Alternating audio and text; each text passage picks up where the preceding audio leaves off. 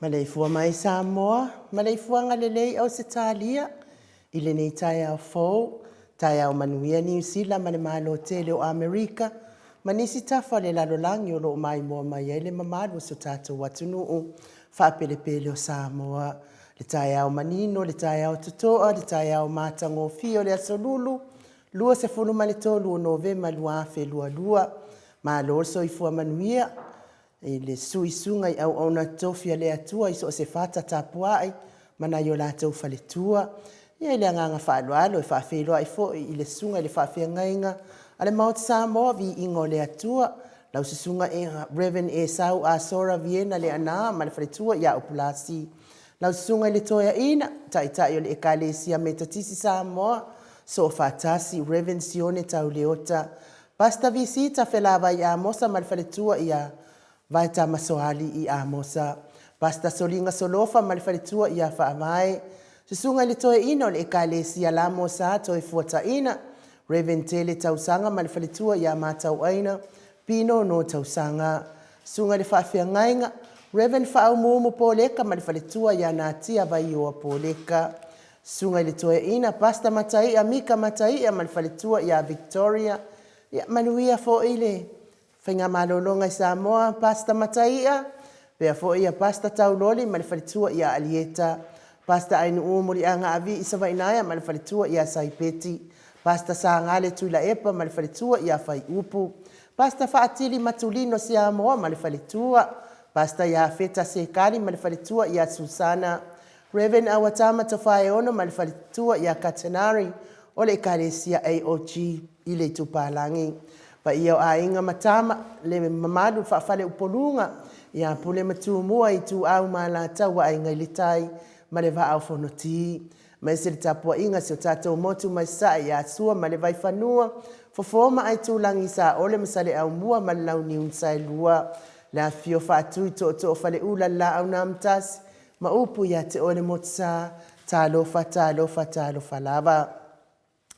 Ngang whaaloalo whawhelo ai fo il malei fua mai o le au mamalo sa tātou malo, na na fionga tui malea li whano vale toa so ala uwile lua, ma lau masiofo, pia fo i le fionga i taita isili, lau sisunga tui la epa awe lua fatia lofa na yoti ai ono, Dr. sa ilele maliele ngaoi mali faritua, ma ese o tupu mae e ole, vaenga wha upu fai e puipuia ia tau tangata Samoa.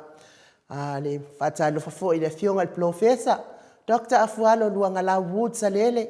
ma ese o tupu mae e mali faritua, ma ese o tupu mae o le atunu langolangoina le tautua Samoa. Tapua inga matua i lawa mamaota, ma lor tapua ia te o tauta mama tina, le au sina se o tātou watunu, ma lo fo i le ono sai, le soifua, le tingao, le soifua matua, lo fia ngai pia ma o tau ia sa uma ia amu ia fo i o tau, tu le epa fai ai ma le faltua ia maungamu, fa aftai mo tapua inga,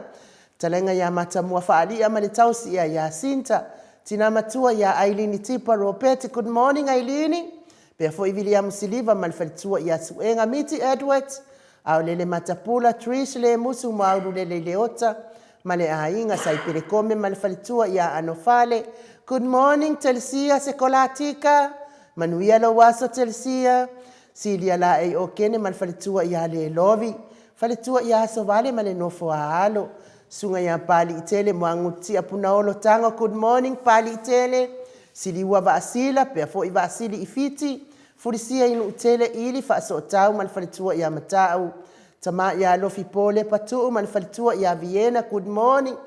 falitangoa i Farani Swan mal falitua ia Fiao Taito, Sofia Muipu, fa pea fo i Manuali ia sofa tau vau Rivo, tama ia Pitone, good morning Pitone, tau vau Esekia taate Timoki Siota, fa pea fo ia Sita, tina ia Sita o lo fia ngai pea ma naito ina, i le lato maftanga i loa hat, mati malanga o ma, asia tanga ia lori male ainga, pupui fatu e lia tau ili mane fatua ia Filipina, tau sini mane faletua ia upu, tamamatua ia whaanaea upo le babawa ii, ma whaamalu ii, good morning, whaamalu ii, Maria Akiau, whapea fo i vaito vi Filemoni male ainga, motu e lia, sunga ia fatia lofa po vi fatia lofa male faletua ia Seiuli, fale ula fatia lofa, good morning, whapea fo i le fionga ia vui Nikola Wofa male faletua ia Molly, good morning Molly, whafangu le ala misa Paula Peng, Solomona, pule le alofi, nganga whaaloalo whawheloa i fo i le sunga, ia Felice Tautolo male faletua male nofoa alo, pea fo i lau fidi a Rona Whaingafa, male faletua male nofoa alo, manuia ngaruenga o le neitae ao, manuia le atua i pisinisi, o lo manu usini male faletua, ma pea fo ia le afionga ia lilo fotua manu, ia male faletua ia Baby Fretten, good morning, pea fo i futi Ioane Mikaele, pale pa Muripola, Sioni se loti ese, tupuola, le ftalenga ia Papawali i Paulo Ioane, male tausi ia Akenese, Livingstone Awelua, whapea fo i Piwiva, Rebecca se lave taituunga, ma Maria S.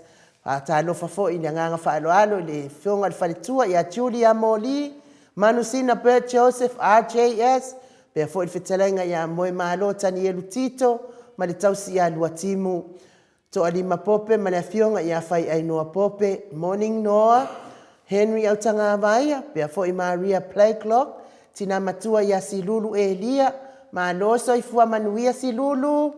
fionga ia ngafo pula la sadua tele moos ma le tausi ia Susana, tolonga ta amata whawhai Samuelu a Vito ma le tausi, pea fo i tamamatua ia whai ngafa Misikei Eneliko, ma afuta mai au Kilani New Zealand, lau pepa New Peleti sa uwila se pulona whai ngafa, talafuaina lau pepa, ia mahalo fo i soifua manuia i lau sunga peni, ma le faletua ia ia neta motunu, pea fo i wha maoni a kape ma le faletua ia whiangai, lofi posi a moa peilua ma le tausi ia Rosita, tina matua ia pepe si itia epa, se uma lo fereti funga, ma lo tapua ia te o lua tina matua, toa niko ma le faletua ia Florina pea fo ia tiosa faatonu ni umata ma lo lava le soifua manuia te oele uso a lo fo ile on sa ine yaso mau salafa manuia ngadwe ngon ne yaso tau ia ile ati te vita isaia pea fo ia telesia fuivaa ma tama ia to a televiko ma le faletua ia sau o viko tua o pepe Josefa Setema ma le faletua ia Koleti sa ngala a Perusiaso ma le faletua ia Celestina. Good morning afa mala Brown pea fo imasoe misa lolane ma le faletua ia Faolioli tina ia tile samaka ma le ainga to a mataio ma le ainga sa Rice Tower fionga ia to sulusulu nga tau mati ma le faletua ia Faumu Elive misa la au ma le faletua ia Situila na nai faumuina le ana le tupu fia ia ma le faletua la le ia Moananu. Good morning Moananu sione maunga mana Eloisa Samoa Haitang good morning pea fo itau finga fui maono ma le faletua ia Diane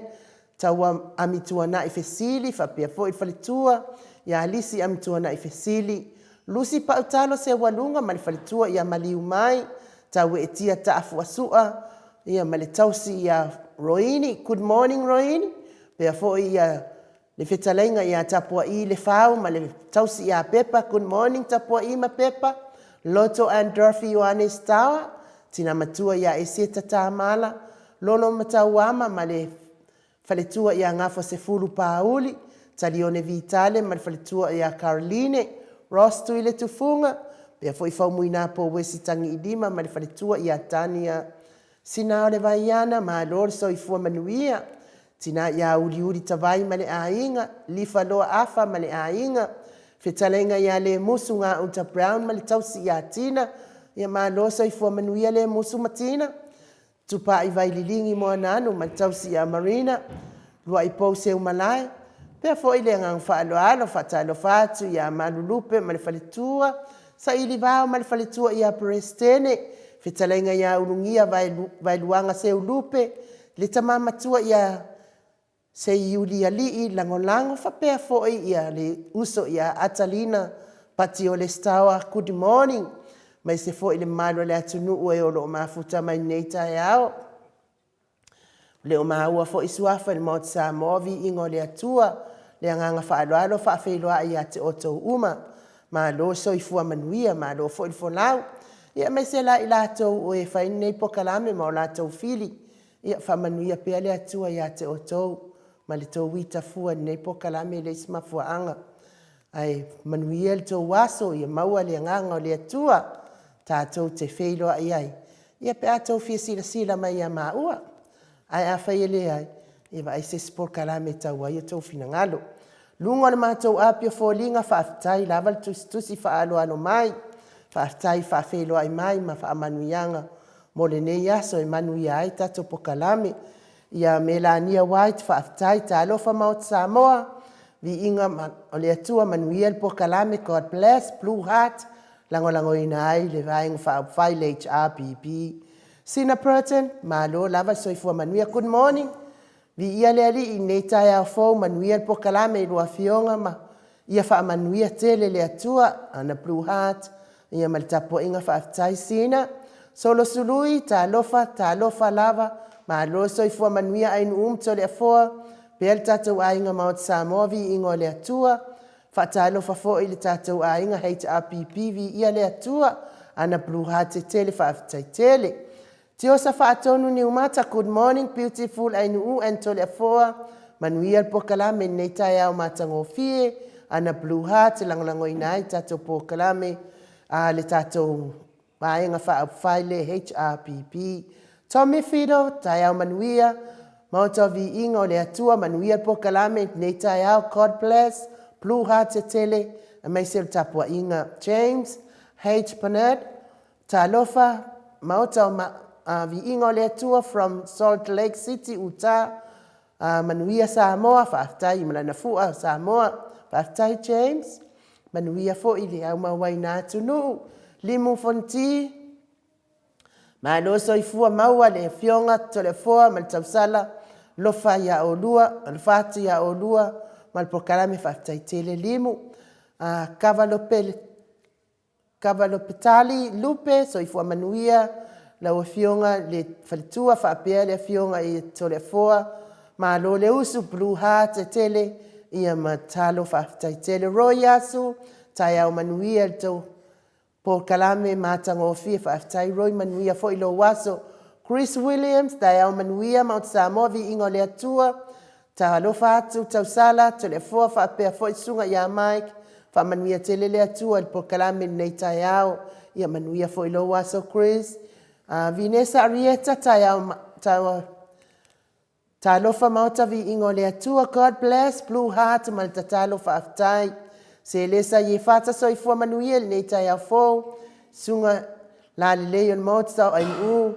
mala fionga ia tole fo fa apele insinia ia Mike fa talo fatu fo I matua por kalame pa anga uma nei ya so vi ia le ali na o to so ifua au so se tiute ai meseta po inga I tono a inga fa manuia le atua por kalame tatalo ma Blue Heart fa aftaitele la fionga faltua Susana Misa selu tavili ma lo so ifua I la fionga tausala ai ma le fionga ia tole foa taitele Susana manuia fo ilo waso fa lua kaula morning tausala ai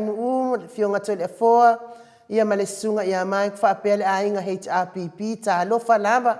Blue Heart tele ia manuia lava le aso alo fatu ia malana ata mai fa tele lava fa alua ia welo fo ifa mai il pese o leo fifia ina ata ia Julia Leifi fa atali fa mo Blue Heart tele Raymond Laloulu tayao matafi la fionga de kapau fa sina me se fo ilo fionga tausala ai fa pe fo le insinia ya Mike ma lo so ifua manuia faiva o le nei yaso alo fatu Lord bless from Canberra fa taitele lava Raymond manuia fo ilo waso talenga ya nga fo pula sa lo tele mos fa talo fatu po kalame nei tayao manuia la fionga tapau fa sina tole foa mal tau sala maota mal sunga ya Mike ma lol tau tua fa wa tayao taitasi manuia tele le ma lu le tayao tole foa ma waso fina ngalo awale upu fola ina le atua ile nei tayao fa talo fatu taisili Dr. Sailele maliele ngoi malvainga fa upfaya le HRPP fa talo fatu le ata nol te sa manuia tele po kalame nei tayao manuia Blue Heart tele ia malefu o Samoa tele mafu o Samoa tele fa tele lango le HRPP Susana Misa talo fatu fionga tausala ai fionga tole forma le insinia ya Mike ma lo tau tuatunu fa tele lava Susana fa pe fo ia le Pepe Howard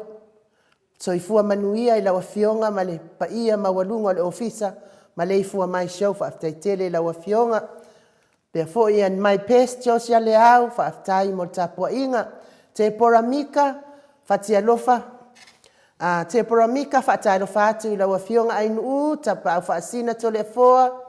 Michael malo le tautua tunu fa manuiatu le anga pa ia ya te otoma o Samoa vi ingo le atua fa tai fionga ia tui fa sisina Perkin tau vauhido good morning masiofo ilinganoa ai watching from ferry from the ferry yeah okay anunga ya pia pe anunga isalolonga ya malo lava le onsa ya te oile uso malo le toa tapua ya tupea Henny Welese good morning malo so ifua manuia ila wafionga malo usu taneta yao matangofie fa manuia le atua ya te olua fa aftai God bless ya o Malay and Siale onosai ia fai mai ia vai na o Malay adu o ia o I fai de ki o fast ki adu ia I fai ia au fast ile ingi fast o mai o kwa I le ko fia kalia inga lavangi fast mai fu ki o fast ia nga pe ki adu vai se le ki o se o li ki adu fai ia ai mau fuar kai mia ke o ko mo fanga o ki aporo Se se TV le o so mai. Ana se TV que a polo que fi le. E le o le no po ferme le nga kai ia le afo. Fa penga afo I ma o le a pele ni se o so vale. Ia a ke o so le pule. O le ko fale. Palo ka uma o ko le mga omia o ko lunga por kala. Claro, fai. O fale con le pu. Pide mo le dei ma panong mai polar me da tu. Eu mai fai kakala ai le fai kakala ngungu. A me fia ma wasinga me ke o lai. Ya ola fale dei o fio. O pia o kenge fo ia se kulo wal ma ko au kusi. Ia o nunu fasina ke pawa asu pa mole ai nu au mai le account nunu na wa mantu atu o ilau le message le telefon fono ya kopo ma good morning ma otavi inga le atua mo ke sita lo tomau ma no so ifo manuia I lua fionga mamalu o mauta Samoa God bless ia mana blue heart tele ma fusuanga peno ia beautiful whaaktaitele lava. Po wiwa pulau, ma lo so I fua manuia malelangi ma tafi ila wafionga le tausala inu whaatalo whaatu ila usunga ya tole fua ma le tou ofisa whaasala lau whaaftai. Nunu whaasina ke pawa asu ma le ifua mai neita ya fo pa ia mawalunga le pokalame ila wafionga tu ya ana ave au malanga tole fua pe fo le tausala ya inu me se fo le insinia ya mai ta lo fa te fo I tai sili fa perva nga fa upai ale HRPP o fono Jacopo awa ete popole ia ai nu o le fia tilo I lua au lele ele ia ma se popole ia ole ia taatiti tau ma lo lava le on sa le soifua tole fo ma nu e moni lava tai HRPP e iai lava le taimi o le atua I oe. Ma no whaatai fo I love talenga. Ma no le tapuai, le fionga le whalitua I anati. Howard, good morning, tau sala anu tapau whaasina tole a foa, sunga ia mai. Manuia le pokalame a mai se lau whaafafonga I le upo o le ola, ma lu tai au, God bless. Alofa tele atu, blue heart te tele, lango ina I le HRPP. Ma seinga fasi tuunga ia mana blue heart te tele whaatai te poramika ole au wha kau kele ole au wha kau ke seinga ngā malako ala whau pengi langi malo whapea fo ia talofa whai moa ia whaatai mo tapua inga ma blue heart lango ina le HRPP tau sala wa aile Susana Misa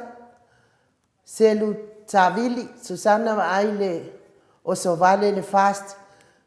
kau iai fo ingi la ko kau ai ingi la ko ponga ai fia ai nya mano fa aftaitele ia tole afo ma tu sina neita yao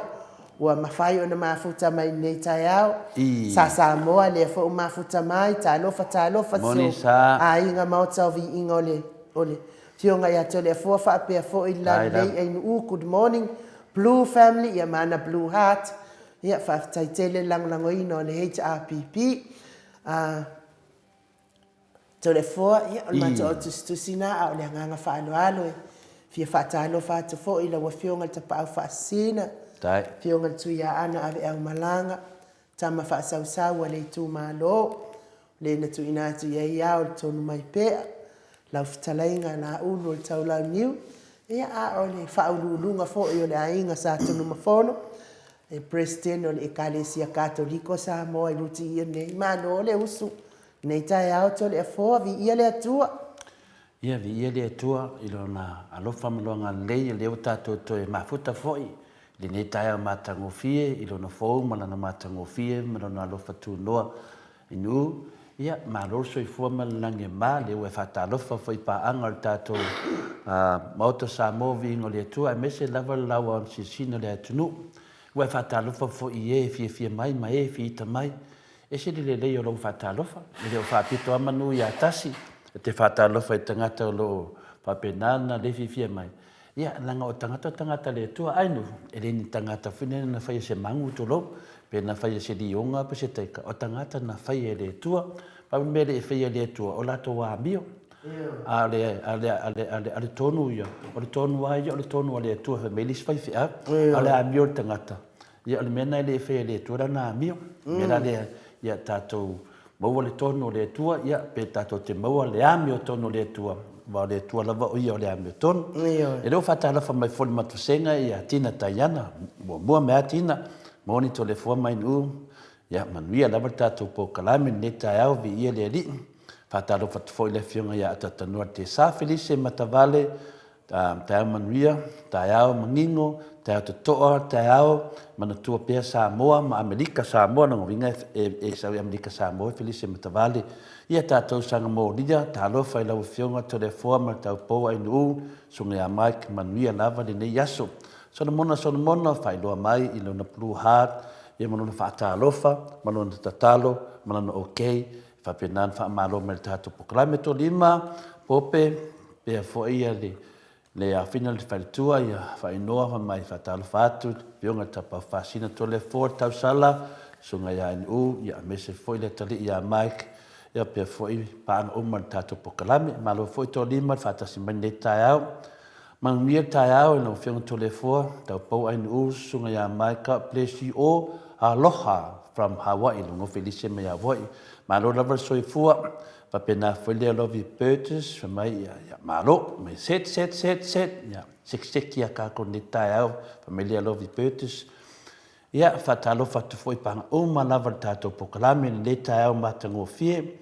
o te manatu pulasi na whionga whaletua blessed Wednesday mota sa movi ngo le tua to le 4000 u a pe foi mike ma atatanom pa masani citazione ala ulna vautele fatas me fo ilunga moli mai alo faanga o le lato foi group te ma tua ilalo I lower heart I fulintone ta lofa maka mai ni angelu maka mai angelu ta to poklame o foi ko kuri luma ta isili ya wala fe ya awal pole le la fa wal tatu so ia se ko ke fa la fa wal tatu tala na tu ua ya ole to di mo pope mai fa talo fa tu fo ile fionga te sili dokta tu le pa sa ile malia le ngoi mo lunga ile wo fionga ma fionga uma na vai fai pule le HPP body forever and ever amen ya ole mato senga na ainu ne tau matango fie ala fai mai tato te mafuta ia le nganga fie mana nganga whaftai wa ana tole mafuta mai pe mato te le mafuta atu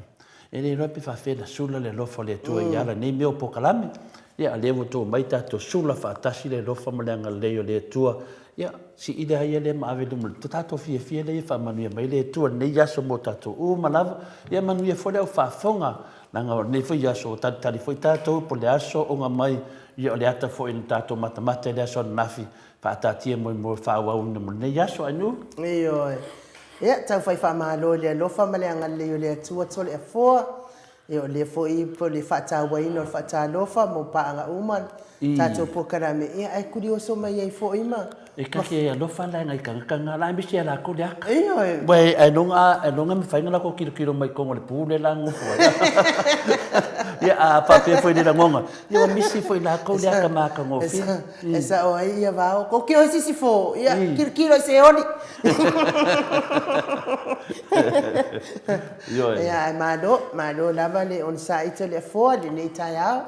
ai o te taritonu o le atata o se vi inga o le atua tātou te wheiloa i ai fo i male mamalo le atunu ia masanga wha atele ina aile mawalunga o le vi inga o le atua ono ono nanga le leita matina mātua ai mai se o tātou uma ma le tātou por kalame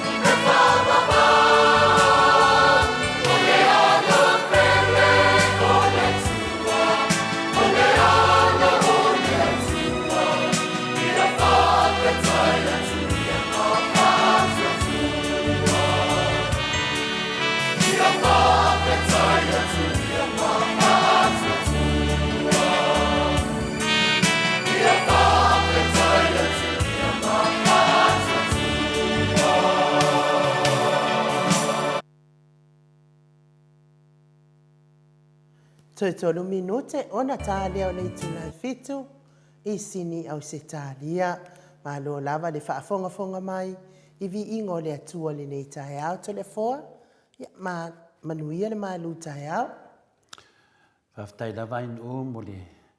awanoa tāua fo le nei tae au whaavanoina ia wā fo I se malu whale anganga mo tātou. Tātou lava lau whaafonga e whaapitoa lava mo tamā ma tina mātua ia sio lātou nei pokalame ia whaapenao ni tātou whituwha ai ma tātou whaasoa I le nganga o le atua I tae au lava I mese lava nei tae au tātou mafuta ai. Le nganga fia ma le nganga whaaftai lo moa pe le nganga o ai le tātou mafutanga e tuti toluina ia nai mawhauwhaunga whale nganga ia o loa mai e foi ma moli mai ai ia au whale nganga ia I tātou te pena ina fo I tātou e war tātou savalinga I nei soifuanga ai mese lava aso taitasi mese foi mea lo tutupu mai ai ia wonge manatu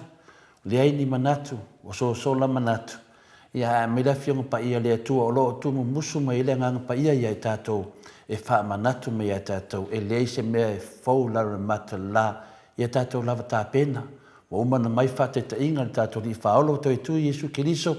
le ai lava se mea tātou te fefe ma tātou pala ai tātou te whinauina le amio tonu le tua e hala le tātou whaasoa susulu atu le māmalama pio launga se tasi fo I o whaife au susulu atu le lao le mālamalama a whai e o atu le mālamalama ia te oe po whea nai te lafi ai ia